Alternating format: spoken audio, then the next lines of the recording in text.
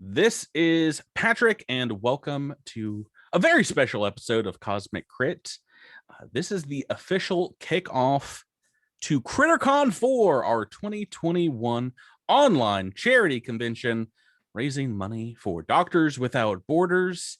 And in this episode, we're going to be talking about a lot of stuff, but I'm going to be going over, make sure to listen to the end, talking about our stream schedule for this year's con, the items that you can walk away with from our random drawings, and talk about how you can get into organized play by playing online during the convention. Joining me as this convention special guest is none other than Paizo Starfinder Society developer Jenny Jarzabski. Welcome to the show, Jenny. Thank you. Thank you so much for having me on. I can totally talk. Good to be here. Welcome to the show. First time here. Thank you for agreeing to help me kick off this convention.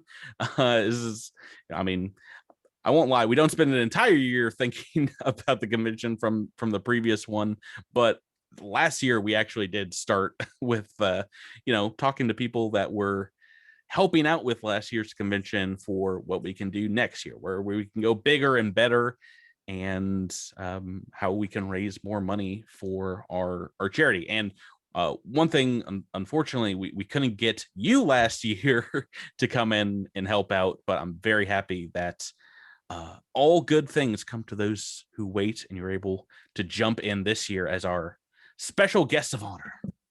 Yeah, like I said, super glad to be here, and Doctors Without Borders is such a great cause. So super awesome to help you support that cause and that convention. And as an organized play developer, mostly what I do is adventures, but we are always thinking about cons and our volunteers who are making these cons happen and running games. So trust me, I know how that is when you've been thinking about a con for pretty much the whole year since the last one happened. We get that. So. Yeah. So we've definitely been getting ready for a bigger and better Crittercon. That starts today. If you guys are listening to this when this episode goes live, Crittercon 4 2021 is April 23rd, 24th, and 25th. Now, on any of those days, if you are playing tables through the Cosmic Crittermander Warhorn schedule, any of those games that you will find up in the description of this episode will count towards the convention. We'll talk about exactly what that means as we go on. If you've been to a Crittercon before, you kind of know what that entails, but as part of a charity convention, it's one of the very few instances that you are ever able to cheat the dice in a Starfinder or Pathfinder organized play table. And basically you can donate money to help your dice rolls out. Donate to a great charity. 100% goes through the donation portal to Doctors Without Borders. And it could mean the difference between life and death. And we'll talk about how I will be frequently using that option when I'm a player at these tables, because I love my GM PC baby that I've developed through Starfinder Society. Jenny, let's start off, and you're relatively new to Starfinder Society side of Paizo, if I'm correct. Can you tell me what a Starfinder Society developer does? Absolutely, I'd love to. So basically, with the organized play program at Paizo, we have two what we call line lead developers, who are basically those who they are kind of responsible for the creative outlining of the meta plot. We like to say of like a year, or we sometimes call it a season of Starfinder or Pathfinder Society, sort of like like a TV show, because that's something that's familiar. So we're responsible for kind of concepting and outlining these scenarios, as well as the development process, which is getting them assigned to a freelance author and then the communication and working with that author or authors in something like a quest pack that has multiple. And we kind of go through that whole process of development until we're copy fitting, laying out a page, and it's ready to get printed or to be as an online PDF for someone to use running a game. So what I do is I sort of oversee the Starfinder Society, outlining and developing pretty much all of the scenarios. I do have support from the team, of course, but just like my good friend and colleague Thurston is in charge of the Pathfinder Society line now. Obviously, as most of you probably know, he was in my position before I stepped into it. He has moved over to Pathfinder, and we have a organized play developer, Mike Kimmel, who's also super awesome, and he helps out a lot, kind of mostly Pathfinder side, but he bounces between those positions and kind of he also has taken ownership of like our bounty line, which are like these little 45-minute to an hour quest-like Pathfinder adventures for those who aren't familiar with the term. And then, of course, we have a managing developer, Linda Zayas-Palmer, who's super awesome, and she sort of coordinates everything from a management level, as well as, stepping in, like coming in clutch to help us like develop things when, deadlines are tight and things like that. So, and then, of course, we have Upside, which is, the awesome Alex and Tanya, who you probably know as well. So that's kind of like how our program is broken down. So for me, it's mostly coming up with the creative ideas for where the Starfinder Society is going, what your characters will be doing when you sit down at a table to play an adventure, and then actually making that happen by working with the authors. Oh man, as a whole bunch. It's a lot. Yeah, and it's awesome though. Well, and it's you say that the Starfinder Society works in seasons. It's not like you ever get a break, right? You're putting out multiple adventures per month, and now adding on top of that the bounties and things, multiple playable adventures per month, and that never stops. You're just constantly I imagine there was some passing of the football between Thurston and yourself, him jumping onto Pathfinder, but it's not like you got to take some time off and figure out how to do it exactly. You guys have just been putting out the society adventures nonstop. Now, what, twice per month for over 2 years? Yeah, we currently, our current product offerings are 2 Pathfinder Society adventures, 2 Starfinder Society, and then we have, of course, we've moved into doing 1 bounty a month, which are, at the moment anyway, they're all Pathfinder. I can't speak to anything that may change in the future, but with the programs, but that is our current, that's where we're at currently. So it is kind of a nonstop production schedule. And I do love that about it in a way, because I love that it's a constant flow of ideas, and just, you can be experimental, you can try things out, because, hey, we're going to do 2 more next month. So if this one is kind of weird, like, well, we'll try something else next time. So that's cool, but it is a lot of work. And passing the football is probably a good way to describe how it was with Thurston and I when I moved into the role, because it's like we were able to plan together, but it's like, okay, here, catch, like now I have to keep running. So no, there's no no timeouts. The play was ongoing. It was because was that during season 3, or was it before that this happened? Yes. So I moved into as a full-time developer officially back in September of 2020. It's weird because I feel like I've been around I have been around as a freelancer for like 6 years now, but of course, and I'd been contracting, I'd been a contract developer for, I think, the past year, not on a regular contract, but I had done quite a few things for the society program. So that was me stepping in full-time. And that was, we were kind of like nearing the midpoint of season 3. It was still early. I want to say it was still like early year 3, season 3 that we were at the time. And so there was kind of luckily when I came on board, there was a more gradual handoff where I began, I was doing some Pathfinder, because when I first came on, I was doing the position that Mike Kimmel is now doing, the organized play developer, which is, the kind of like switch hitter or whatever, like somebody who's doing a little bit of different programs.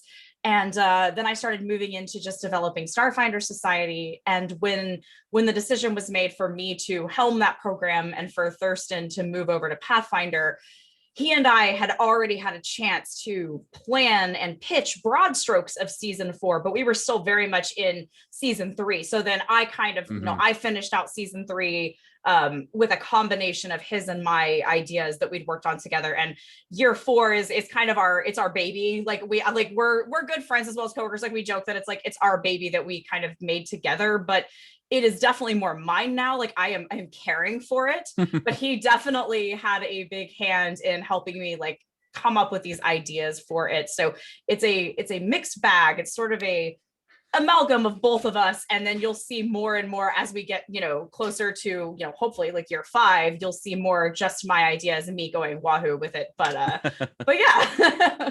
So that's it's a awesome gradual to thing. hear. Yeah. Typically the end of the season would be in about July. Is that right? So around when Gen Con normally is. That might be a little wonky this year, but so obviously we're towards the end of season 3. People are very excited about the new adventures that have come out this month that we're in, right? April, not March. But yeah, what month is it? I don't know. No, I only know because of the production schedule.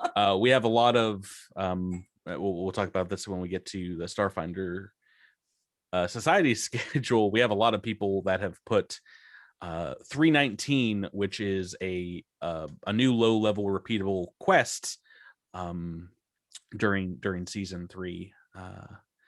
There are a lot of that during Crittercon 4. So people were very excited about that one coming out, as well as the other new release is 320 called Fleeting Truth, Ever-Changing Revelation, which we are going to be streaming. Well, I think actually when this episode comes out, we'll be streaming in a few hours. Oh, awesome. On our Twitch channel, and I'm going to be the sacrificial lamb in bringing my, as I said, my GM player character to high level adventure.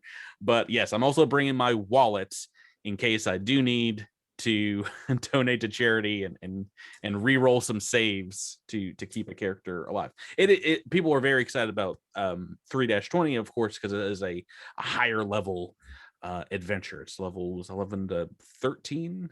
11 to 14. Yeah. 14, and it's actually our first ever Starfinder Society adventure that will reach those levels. Starfinder has gone to those levels, of course, because we have the Devastation Arc Adventure Path, and we've got but we don't really have a lot of high level Starfinder in the wild. I mean, not official Paizo products. So that is, I'm really excited to see what the reception to that is. I may have to tune into that stream if I have some time, because I would be really interested. It was super fun and weird to develop that one. Cole Kronwitter is the author, and he, I kind of like that one was one that's, it was Thirsty's original idea. He had done the outline because we kind of half-seed them. Like he did half, I did half of that season. And I developed it, however, because by then he was over in, in Pathfinder land back on Galarian. So I got to develop that, and just the stuff that Cole came up with, like I just turned him loose with Octurne, and like it's pretty wild. So have fun with that one. I'm excited. It's not a place we've seen in story mode very often, and it is one of those darker, scarier sections of the Pact Worlds, which I'm avoiding all spoilers, not even taking a peek at the scenario maps or whatever. So I'm going in blind, and we have Super Crittermander Captain James, who's going to be GMing that for us at unfortunately your time, believe 7 a.m. Pacific. Well, I get up early. I'll have some coffee and like listen to some Eldritch horror in the morning. Like it'll be great. I'm gonna be chugging a lot of coffee on stream. I think we might have to keep a little counter in the corner for that one. 10 a.m. Eastern time, and Greenwich Mean Time, I believe it's 3 p.m. He's in London, so it's a bit of an international game. That's awesome. But yeah, it's one of the ones we've wanted to do in our stream schedule for a while, because we have we have people, unfortunately, about 5, 6, 7 hours ahead of the Eastern time zone. And we also have some people in the Pacific Rim that are about 7 or 8 hours Oh wow. behind, or 13 hours ahead in Australia, because they are actually a day ahead. It's a little confusing, but thankfully, the wizards that we use, Warhorn for our Starfinder Society Nice. scheduling, and you can just put in your own time zone and it'll do all the math Oh, for that's you. so nice. Yeah, time zone math is crazy because I coordinate with a lot of freelancers as well as just having friends Yeah. that and people from org play as well as friends that I game with and other aspects. And it's like it is so hard to keep track, especially since I recently moved to the Pacific Northwest from the East Coast. It's like I feel like I still have eternal jet lag because I feel like it should be like 3 hours later than it is. So I get you. Like it is not easy. So that's cool that it has that functionality. I will say, before we started the podcast or started doing this international gaming, I really thought the world revolved around the East Coast time zone, and Right? it really doesn't sometimes. No.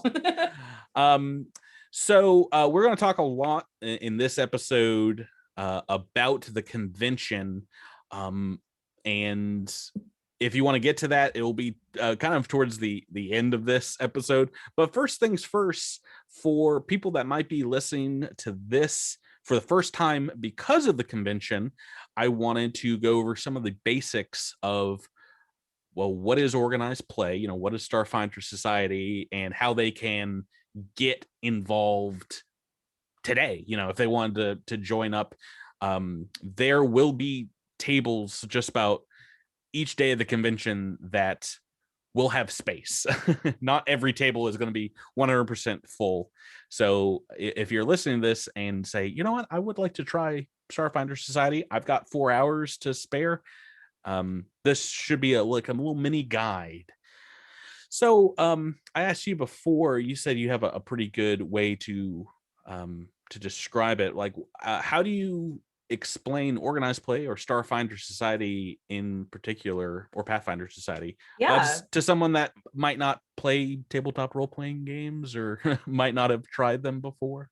Sure. So basically, like organized play, so society, whether it's Pathfinder or Starfinder, it's just a way for you to make a character or characters and play them basically anywhere in the world, whether it's digitally right now, online at a con like this, or going to hopefully in a future year a big con like Gen Con or something like that, anywhere in the world, even going down the street to your friendly local gaming store, whether it's in Australia or Seattle area or New York City. You can go and play the same character even if you don't have the same people with you. You don't need to have a regular gaming group. Now you can, but it's basically a worldwide living program. So we have this living campaign, and everyone has at least one character that they have created. There are some guidelines for creating the characters just to kind of keep everything just keep everything the same kind of experience for everyone. And these characters are actually registered using our website. And it's something that when you play games, these get reported. So your characters can level, your characters can gain wealth, and you can take that with you, as I said, no matter where you want to game, whether it's online or in a space across the world. Mm-hmm. So that's sort of like the elevator pitch for what Starfinder Pathfinder Society are. And we have these little scenarios. There's anywhere from like quests and bounties take about an hour. Scenarios typically are like anywhere from usually like 4 to 5 hours of play is what we say. And we have many of those offerings for you to play in GM with, with friends and with strangers and, hopefully new friends.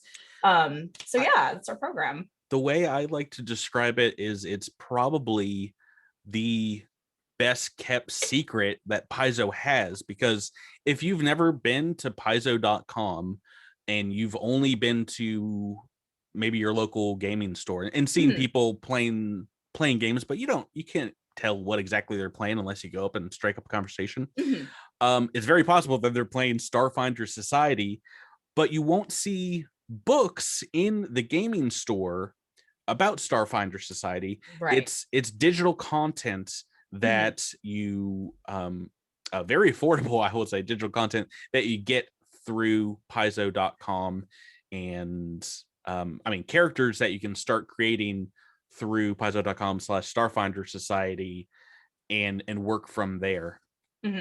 That being said, I will say that I was a fan of Pathfinder First Edition and played it for many, many years before really understanding what Pathfinder Society was. You know, as I had been to conventions before, I saw people playing that, and I think Dungeons and Dragons has had a version of it before where people like played together in dungeon delves.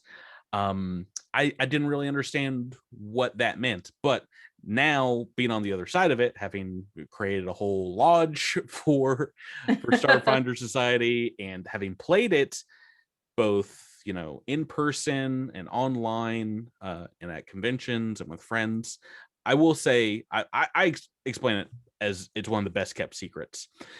That being said, yeah, there are a lot of people that play Starfinder just through Society, and sometimes they only do it at conventions. It might be an entire year between playing games, but the way that the characters work is you can go from a convention in Europe playing a Starfinder Society game to going back to Gen Con and then PaizoCon in a future year, and have a character that you know is able to jump into any of these level appropriate stories and kind of work in the society.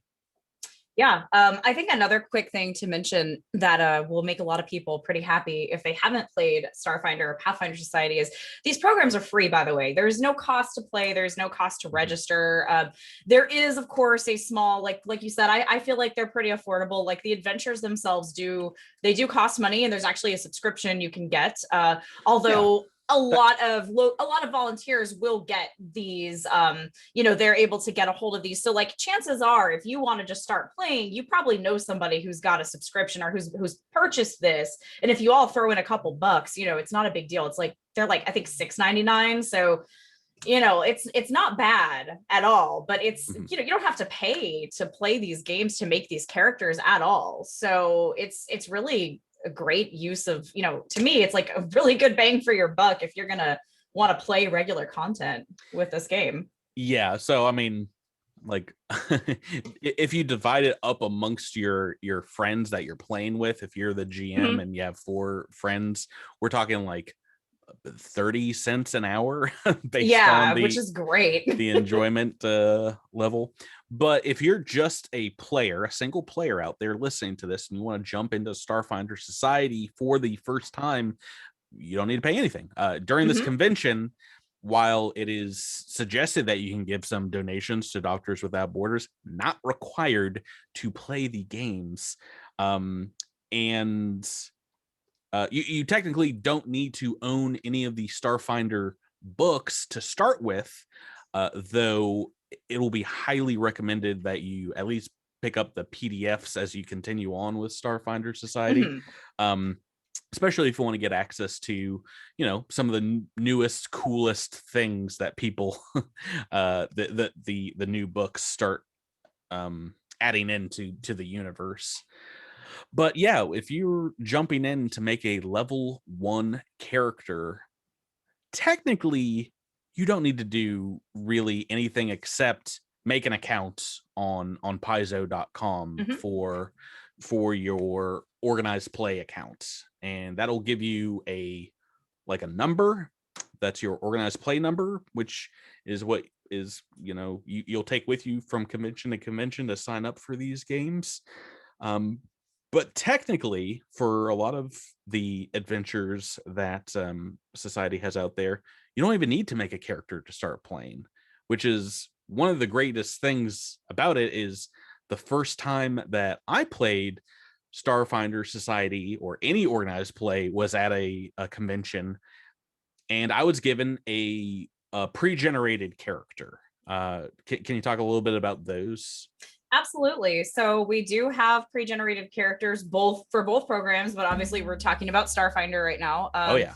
So basically, these are you'll be starting. I mean, we encourage you to start at level 1 and see what that's like, but we do have them at other levels as well.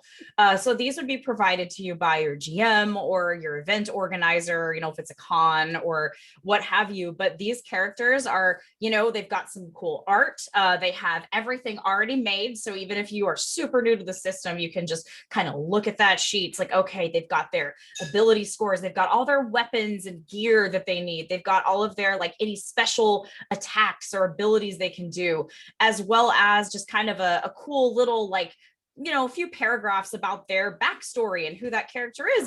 If you need that to help you get into the spirit of things with role playing, you can also just, you know, do whatever you want with that. Like, honestly, I've seen people make those pre-gens their own at the table, which is great. But yeah, we have everything for our major classes. So we have, like, you know, if you want to play someone who's really good with, you know, has big guns or likes to, you know, use a doshko, which is this really cool like energy weapon thing that our Vesk use. You could be a soldier, you could play Obadiah the Vesk, you could be a technomancer and cast spells, like you could be a mystic and cast spells that heal and support your team. There is a ton of different roles. So every single class we have in our game is represented with these pre-generated characters. So even if you aren't new to the game, but you're new, you're not sure, like, oh, I've only ever played a soldier. Well, sometimes those pre-gens can be a really good way to like dip your toe into another class. And I've actually known people who started playing, like, especially Obadiah the soldier is like, I think probably our most popular. I everybody loves Obadiah. I don't give up a chance to play Obo, that's for sure. Yeah, she was the great. first iconic that I played in Society. Just so you know, I was like, oh nice. Giant lizard with a death axe. Yes. I will play her. Thank you. Electrical hockey stick death axe is how I think of a doshko. But I have also played at an all Obadiah table in the past. There was an infamous table at a Paizo con of yore. I recall. So I am an Obadiah enthusiast myself, but I have known people who have sat down as a brand new player and said, like, well, this was super fun, I really like this character, can I just copy it? Sure. Like, if you want to just copy the pre-gen for your first character and like register it on your Paizo.com account, you are totally welcome to do that. You can also, you know, branch out after you've played a pre-gen and like make your own crazy thing, is, you know, as long as it's, again, we have a few guidelines of things that, you know, you can't or can't play in Society. It's not like too restrictive, I feel, but that's all on our website as well. Like all of that, there's like easy links when you go to, you know, paizo.com/Starfinder Society and scroll down to resources. There's like the way you can register your account. You'll see our guide, which tells you, again, the very limited things that we don't allow without, you know, having some sort of a like an award that lets you play them, like our character options, and then some character sheets that you can use to make that new character when you're ready. Yes. I will say the way I started with Society is with an iconic. I played Obo, and after I was done with my first game, which was a series of quests, I believe, I was given basically an after action report in the form of like a completion sheet that was signed by my GM and gave me my character, or who I wanted to play as my character. I got some money, I got some experience on there, and I got access to some things I could buy. Those sheets, if you play with an iconic character, you can just hold on to, or you can start building your own Starfinder Society character, you know, with those rules that you're just talking about on Paizo.com. I got access to one of the special boons that allows you to play a different kind of alien, and those are things that you can't sell them, you can't buy them, you know, at conventions. Most of them you have to earn by playing the game, which is really awesome. So, and it also kind of entreats you to try out different scenarios to see if you can, you know, help an alien race out there somewhere in the universe in the story. And if you are, or you're able to, you might be able to play as one of them in the future. And I was very excited to be able to get access to one of my favorite alien races in Starfinder, the Noir. And Oh, nice. that is the character Yeah. I'm going to be playing on Friday. Spoilers, is the one that I've been working on for legitimately 3 years Oh, wow. with GM credit. But yeah, if you're out there and you're starting at step 0 of Starfinder Society play, I highly endorse just jumping into an adventure with a pre-generated character. Like I said, for free. And besides that, at our convention, Crittercon 4, at every single table, there will be table prizes. And what that means is, nice. at a lot of conventions this happens, but there will be chances for you to roll off with your fellow players. And I believe the way that it's happened in the past is if you roll like a 20 or a 1 on a 20-sided die, you get one of the prizes. And that could be a gift card to Paizo.com. That can be one of these boons, which is very exciting. There's a number of things. But in addition to that, during our convention, we have other ways that you can walk away with these special character sheets, these boons as well, which we're going to talk about in a little bit. But one of the great things about online conventions is you're not missing out if you aren't able to fly 1,000 miles or whatever to get to one of these live conventions. There are still incentives and reasons to go to a live convention when they happen and you have access to them. You get different things for the online ones versus the in-person ones, but I digress. Like I said, if you're listening to this as well and you have questions about how to make a character, how to make an account on Paizo, where to go to sign up for a game, in the description of this episode, we have a link to our Discord channel, the Cosmic Crittermander Discord, and we have all the information there. You'll be able to find on Paizo.com. They have a web forum as well where you can ask questions. But if you ask questions on the Discord of like, oh, well, how do I do this? Or how do I join up for a game? There's a lot of what we call Crittermander captains that will be able to point you in the right direction. And because we are pretty international, almost any time of day, someone will be awake. So even if you're, we've had some people join up from like Thailand and Sri Lanka, and they're about 14 hours ahead. So just ask a question on the Discord. You'll probably get an answer. And like I said, if you're listening to this on Friday, April 23rd, when this comes out, we have 3 days of gaming ahead of us. Lots of Starfinder Society, lots of some other fun adventures as well that we're going to be doing this weekend. But yeah, that's the first step if you want to try it out. And I know a lot of our listeners as well have seen us probably play Starfinder Society on streams before and might have dabbled with it in the past. The great thing about Society play is you don't need to really keep up with it exactly, because even though probably a lot of season 3 games are going to be offered during this convention, there will also be season 1 games. So be people running 1-01, the commemoration. No, what is it called? Oh, the commencement. Commencement. Yes. Yeah. That word just flew No, out it's of my good. brain. It's one of those words, but no, and that's a super great evergreen introduction to the society. Like I love to tell people, run that for people, run that or play that if you've never played, or if you've even if you've always played and you've just never had a chance. It's a good one. I GM'd it a couple weeks ago for some. It's great. For some podcast partners. I've probably GM'd it like 4 or 5 times, and it was one of the first ones that I got to play as well. But yeah, there will always be times, and at conventions especially, where you can get back into it and do some of those repeatable adventures that are basically entry points into different story elements. So yeah, even if you've done it in the past and you want to get back into it, I think the convention's the best time to do it. So let's start talking about Crittercon 4. And it is crazy to me that we have done now 4 charity conventions online. The first one was just a couple of streams thrown together and some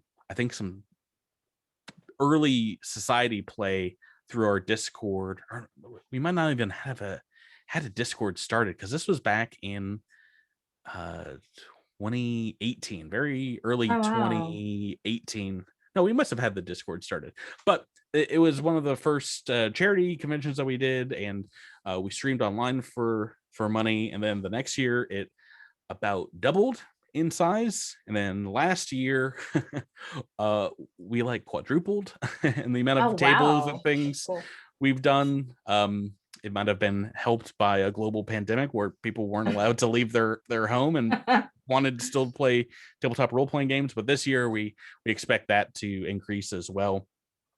This charity convention is in support of Doctors Without Borders.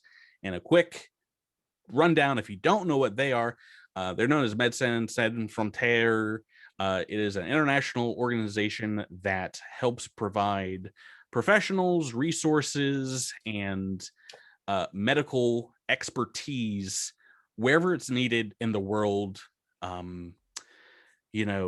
regardless of politics or, things like that. Of course, in this last year, they've been instrumental in going to hotspots around the world where COVID-19 has ravaged locations, and helped out. Before that, there were the year before that, and a couple prior years, there were outbreaks of other terrible diseases like flesh-eating bacteria and things like that, in countries that maybe don't have the resources.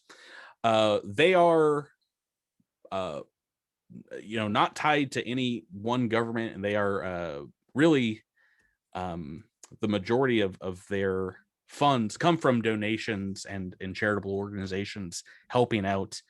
Our goal this year for Crittercon 4 is $10,000, which is a lot, but if you broke it down to about everyone probably listening to this, hopefully in the weekend that the charity stream is happening, if everyone gave like $5 to $10, then we would meet our goal. It's pretty awesome. I'm going to Yeah. be myself personally probably donating a lot more than that. So there's some people out there that they're off the hook. Even if you can't donate during this weekend, we have some things you can donate to after gameplay ends, and some random drawings that you can join up into as well. And of course, you can donate after the convention's over. But it's not required, like I said. If you're just looking to have fun and help out, retweeting like this episode, or showing it to friends, all that kind of stuff helps out in the long run for visibility for the convention. Talking about the convention, we have a number of things that we get to announce here, Jenny, including our games that we're going to be playing through the Crittermander Starfinder Society Lodge. And do I have that link open right now? Of course I do. That is for the convention. It's Friday through Sunday, and I believe there's about 70 tables, with probably the majority of the gaming happening on Saturday. There are a number of slots that you can join up into, and the first slot of the day is 10 a.m. to 4 p.m. Starting Friday, and that's Eastern times. If you go into our Warhorn, like I said, it'll do that time conversion for you to figure out when that is in your local time zone. And then the next slot starts right after that at 4 p.m. That's slot B. And then there's a third one that starts at 10 p.m. Eastern time. For those night owls. Well, and people across the I was about to country say, and across the world, but where you are, that's probably yeah. a choice time of Yeah, I was gonna say that's like 7 actually. p.m. Never to like mind. Take midnight. it back. Yeah. Yes. But in addition to that, I think the actual night owl one for many people is there is technically, and I believe this is some of our international fans, a Pathfinder Society adventure, and one of my favorites, the Mosquito Witch, which Ooh, that's a good one. Yeah. 4 a.m. to 10 a.m. So that's Yeah, one of that sounds like an international friendly time to game. It is not full up yet. While I'm reading this, there's a couple of slots left, but yeah, lots of different game times, about 4 different shifts that you can jump into gameplay. And like I said, a lot of it's Starfinder Society. We have a couple of great Pathfinder Society adventures, including a bounty. Saturday night, I'm just looking at them right now. The Crashing Wave is being offered as well on I guess early Sunday morning. And one of the highlights for the convention that we are going to be hosting on our Twitch channel is what's known as the special for this convention. Our special that we're running is 3-00, and well, I have the author of this adventure right next to me. Jenny, for someone that hasn't done a special before, can you explain a little bit about what they are and what particularly this one is about without spoiling too much? Sure. Okay, I'll avoid spoilers as much as I can. So a special, so we call it like an interactive special, because the idea is in a normal, I say normal, but online cons have been normal for a while. And and seriously, y'all are having such a renaissance with the pandemic. I hate that that's what it took. Like, I hate that it's a pandemic, but like, it's super cool for people in these online spaces to have this influx of players. But an interactive special is basically a way for anywhere from, dozens to hundreds of tables to play the same adventure at the same time, basically. And the interactive component to that is, whether it's 5 or 6 tables, or whether it's like 300 tables at a big, Gen Con in person or something like that.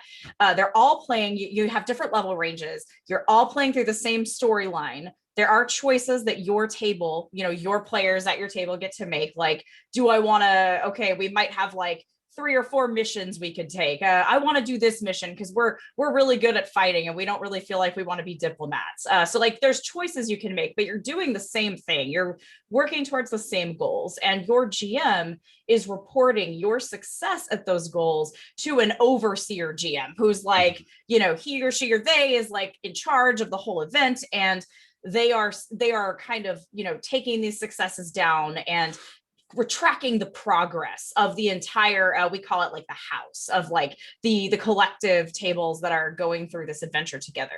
So basically, and there are like scheduled breaks, but it's essentially a bunch of people can come together, more so than just your normal, like, 5 or 6 players at a table, coming together to achieve something and make this attempt at like having this adventure happen and going through it together. Even, I mean, you could have like first level players, you can have people like, characters. You can have new players with like a first level character or pre-gen, like they could be playing Obadiah for the first time, with veterans who have like a level 10, soldier that they've been playing for like 6 years at conventions, and they've been holding this, not 6 years because Starfinder hasn't been around that long, but anyway, it's almost now, but for 4 full years. Yeah, yes. For 4 years. So, almost 5.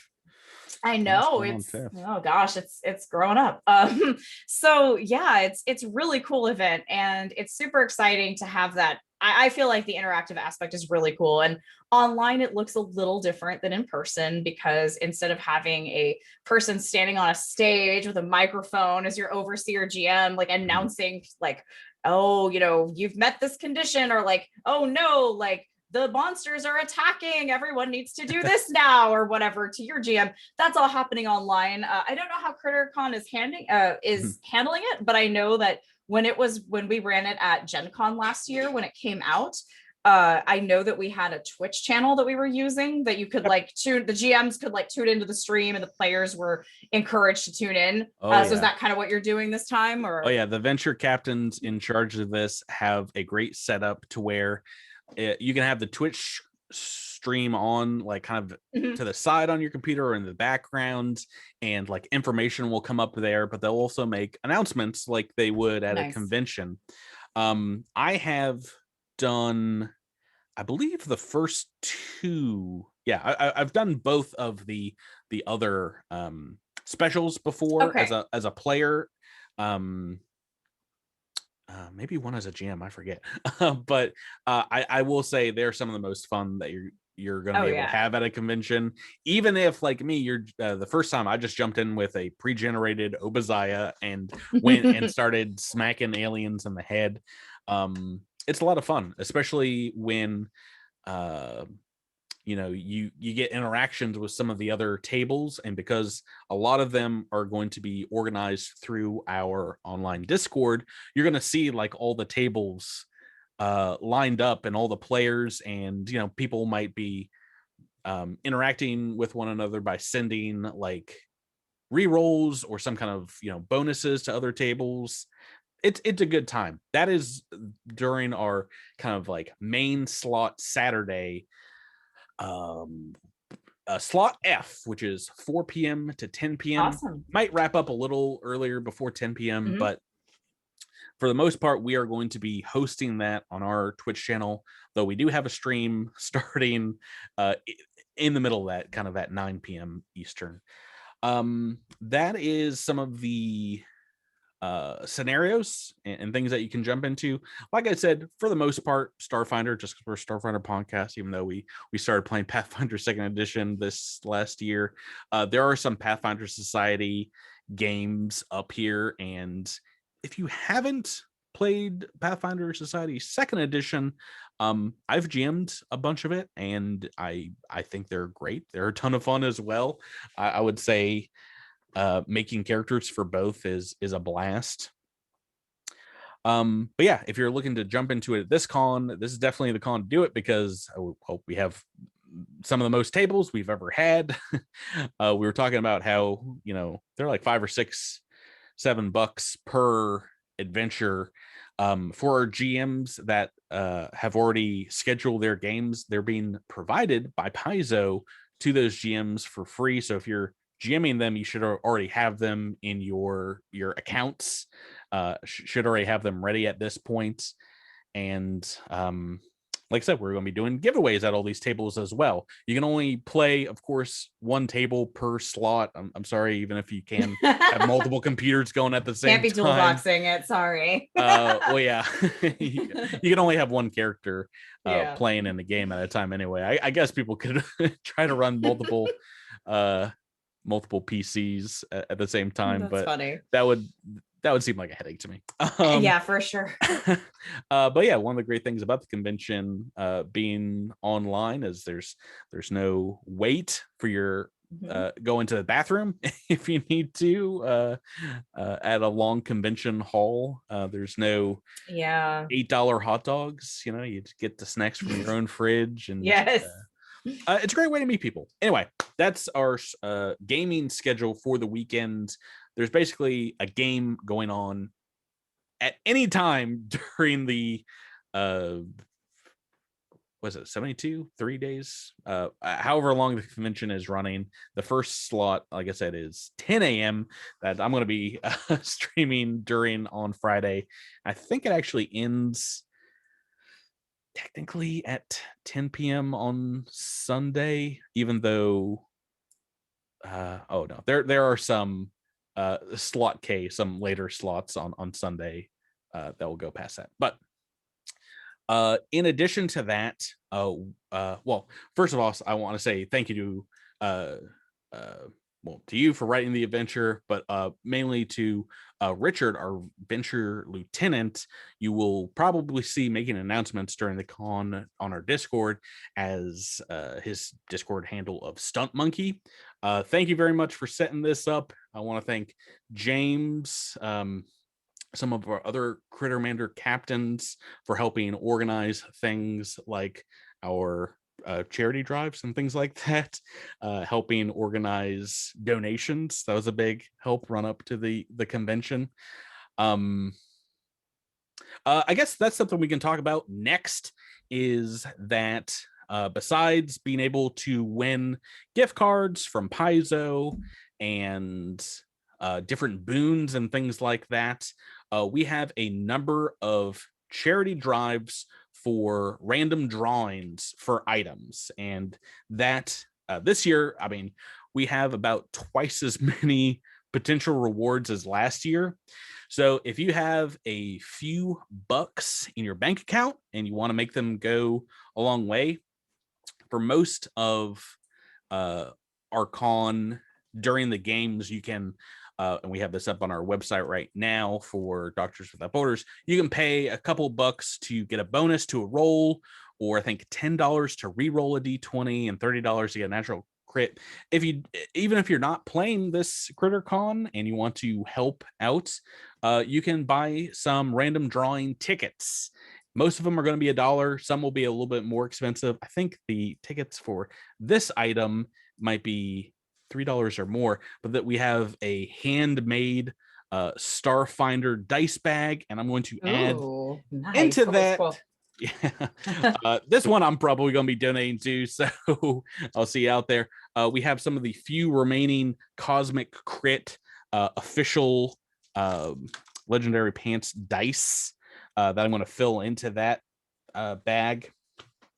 This is just one example. We have some amazing partners from Norse Foundry who have some amazing dice that they have donated to the charity. To another one of our partners for this stream, which is Tinker House, an official Paizo licensee partner, who have science fiction tabletop terrain that they've donated in the form of their industrial starter packs, which I mean, there's so much stuff that's sold on their or sold out on their website, but I'm very excited that they're going to put some of these apart. If you've ever used like Warhammer 40K or Necromunda kind of tabletop terrain, this is very similar and works very well for Starfinder.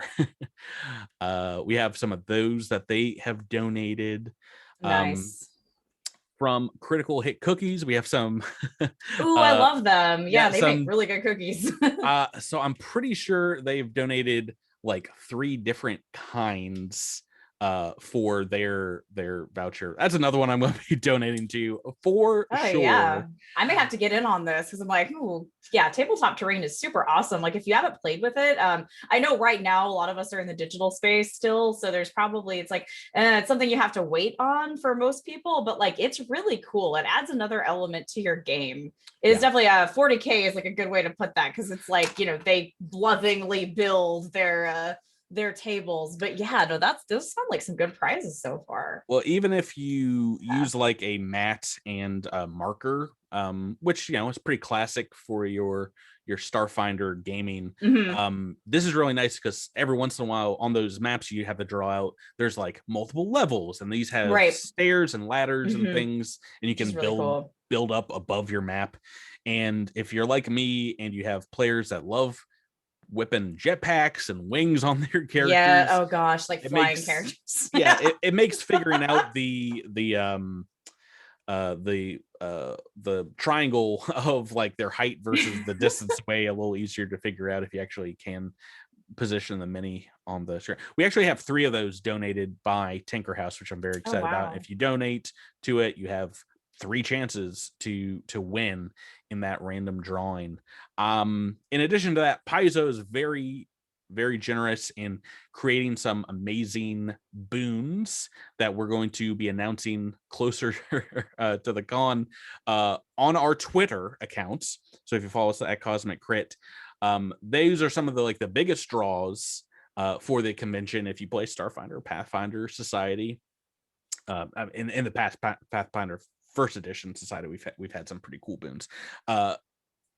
In addition to that, we've had many donated by our loving fans, people that, got a boon and they can't use it. You're not allowed to sell them, so you can donate them, and you can donate money to Doctors Without Borders, and we're gonna draw those randomly as well. That's cool. So if you're looking to get like an upgrade to your character, you want to make a new character like me, I got the noir boon and allowed me to play as a noir. That is a great way to do it, and I'm pretty sure we have a special boon donated by another venture captain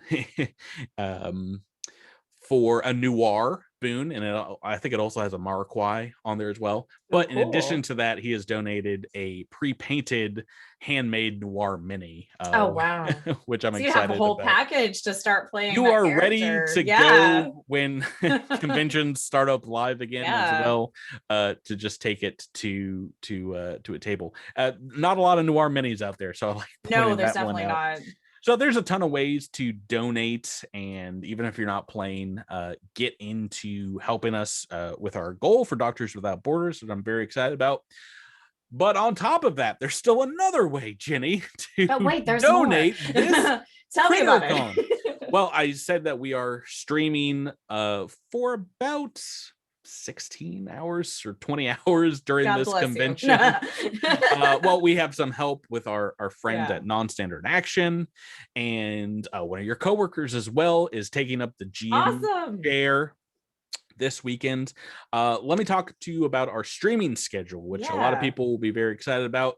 It's probably happening right now. If you're listening to this Friday morning, go click on their channel. I am streaming. I am live with probably one of the most harrowing Starfinder Society adventures. If you don't want spoilers, just jump in and say, good luck, Patrick. I hope your GM baby doesn't die. That is the first day of the con, Friday, 10 a.m. Eastern to 3-ish, I guess, 3 p.m. Eastern. And then Friday night, we have a completely new adventure that is lovingly written by me and Nick from Non-Standard Action. We're doing in what I'm calling Eoxian Extreme Party, and it's just a fun random adventure through Eoxian reality TV that sounds fun. We're going to use to play with both players from Cosmic Crit and Non-Standard Action. Awesome. There might be drinking involved. There might be some donations to keep characters alive involved.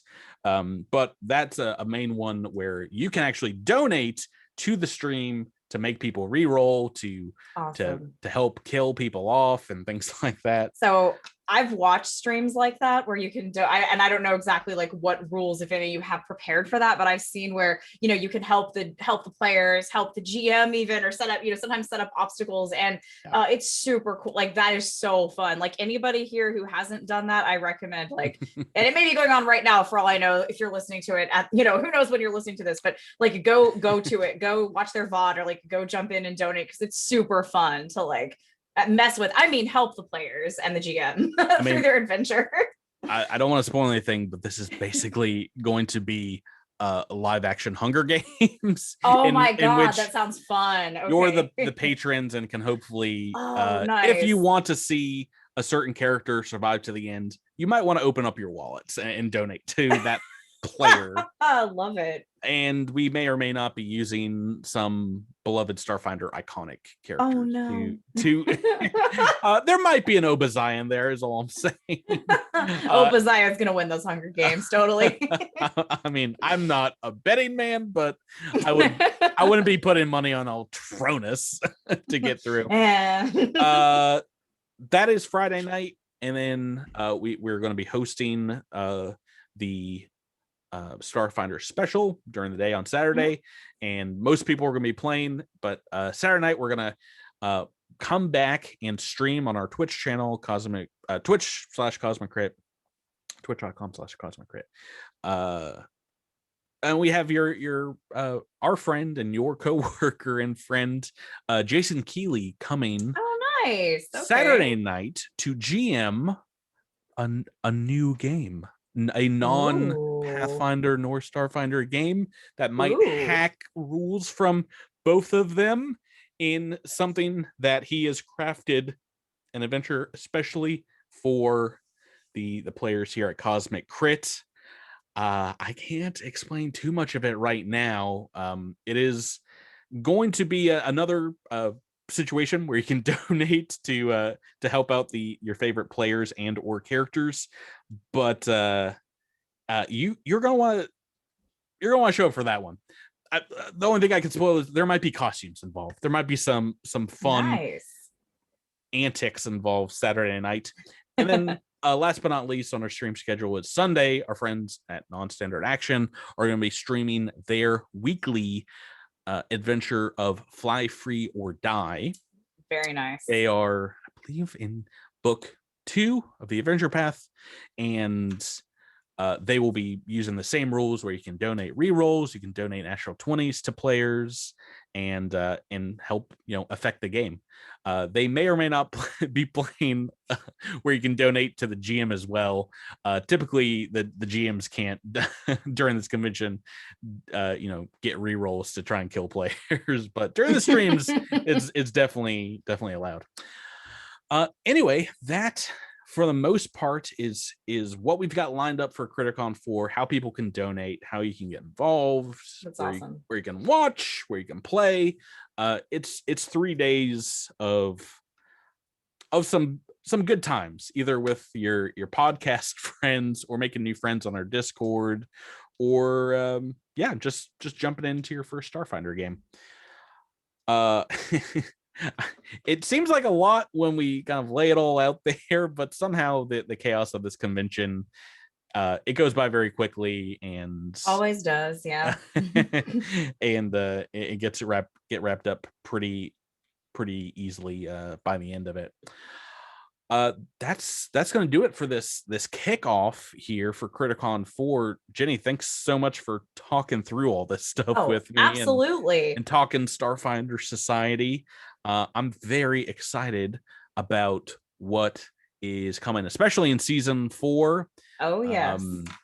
Where the story goes from here. We didn't even talk about it too much this episode, but each season has its own like kind of like, I mean, like a season of a TV show, like the sometimes the specials are like the climactic finales and stuff. And sometimes they're kind of the intro. This one, and it's funny because I actually realized you asked me about the special, and I told you, like, I talked about what a special was in case there's anyone who doesn't know. I didn't really talk about this 300. And I can give, just if we have time, I can give you a little snippet of that. Just, you made me think of it. So 300 is called The Last Bite. So like you just said, sometimes specials are a season kickoff, and sometimes they're kind of like the finale or like the climax. We've actually seen like a mid-season finale at certain specials. But that was the case year 2, which was season 2 was like actually 2 years rather than 1. It was a thing. But this one is sort of the conclusion to the meta plot of year 2, which was the Datch media smear campaign meta plot. For those of you who are familiar, for those of you who aren't familiar, it's basically there was a very naughty Yosoki who was trying to make the society look really bad for her own nefarious reasons, and The Last Bite is sort of the society's ability, like that was their chance to kind of like get back at her, kind of like take the fight to her, sort of in a very different way, because there is actual fighting and battle, because that is what our game incorporates that in many ways. But this is when we're talking about like multimedia smear campaigns and corporate espionage and things like that. There's a lot of different scenarios that can come up in the course of that. But if you are familiar with Datch, and like if you're shaking your fist at me hearing me say that name, you definitely, if you haven't played, you want to sign up for that and play it. If you don't know who the heck that is, that's fine. It is still a new player friendly and welcoming experience. So it is great if you are familiar with the meta plot, and you're going to feel really satisfied, hopefully, with the ending and your chance to confront Datch hopefully directly. But even if you don't know who that is, you can have a lot of fun. And we are in the future. I want to so badly. It is a future announcement of what our special will be for this year's Gen Con.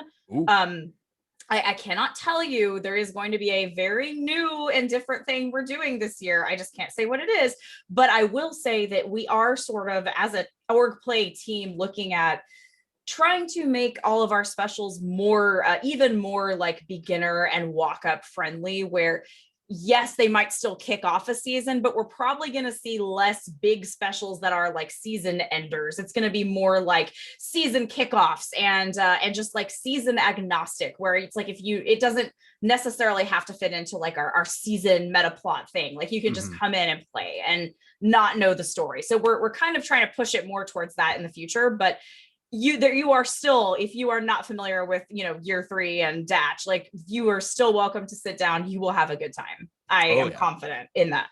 While we've been talking, there's still a lot of spaces open, especially for those levels 1 and 2, the introductory kind of parts of the last bite. But we also have levels 7 and 8 that have some space as well, surprisingly. So basically, whatever character level you've got, there are, I believe, still table space when this episode comes out.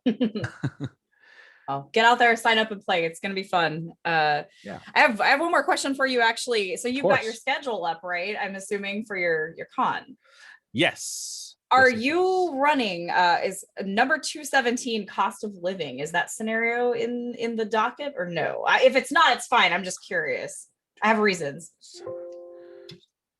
I promise. There's always reasons. Well, I don't think I can see every single slot just from the calendar, but I did a control F and I don't see it yet. Okay. But that we are typically to pull the curtain back, recording this like a week in advance, so it's possible that it could show up in that time. Right. Oh, why is that? Is that I only ask because that it is like there are a lot of like season 2 scenarios that have like tie-ins to the special. 217 has like kind of a special tie-in in a way without giving you spoilers. Also I feel this is a spoiler, but it's also kind of a content warning that we were giving out all last year when this was being run at conventions and game days, is that 217 cost of living is kind of the pandemic scenario. It's something that I actually wrote it with Andrew Mullen, who's another really awesome freelancer. He and I co-authored that. And of course, this was before I came on at Paizo, and Thurston Hillman was the developer at the time. This is something that like we predicted a pandemic and we didn't really mean to. And then once it was in development was when like COVID-19 was really like hitting here in the US, and like we were starting to experience all of that. And I remember us like kind of when it was coming out, we were kind of scrambling, like, what do we do? Like, do we just not put this out? Because like people are going to be fatigued because you're basically helping a planet that's going through a pandemic, sort of. And we're like, oh God, will people really want to play this? And so what we did was we went ahead and went with it, but just with a content warning that this has to do with like a disease, with like pandemic. I think it fits into your Doctors Without Borders theme. So even if you're not going to run it, people should go play it. B, I think it's a great way that for all of us who are kind of like pandemic fatigued right now, at various stages of getting our vaccines and everything, it's a great way to literally just kind of punch a pandemic like in a safe setting and a tabletop space. So I'm just going to recommend for people that haven't played it to play it, because I heard a lot of folks saying to me that it actually was empowering for them to solve a problem with a communicable disease rather than feel like we can't do anything about it and be like, kind of trapped. So that's why I bring it up. Well, I'm glad you did, because hey, we didn't talk about this beforehand and I didn't have this planned, but I am saying it right now. If we make our $10,000 goal for Doctors Without Borders, I will GM cost of living for some random players and GMs that take took part during the convention, maybe the week or the week after the convention is done. Oh, awesome. Yay. and- That would be great. And Yeah. maybe I'll stream it, or maybe it'll just be fun for those players that win. Yeah. But we've got to get to $10,000 for me to jump into that. Let's get to that goal. And Let's do it.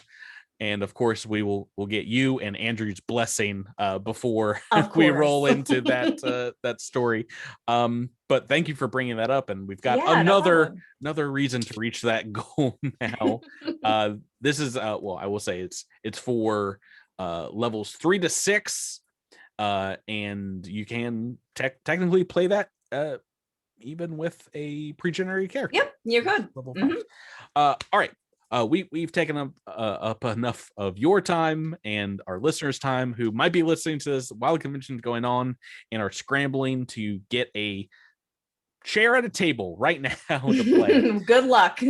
Guys, thank you all so much for the last year of support. Everyone that has GM'd in a Crittercon in the past, who has donated their time and or resources to helping us get to our goals. Thank you, Jenny, for being here once more.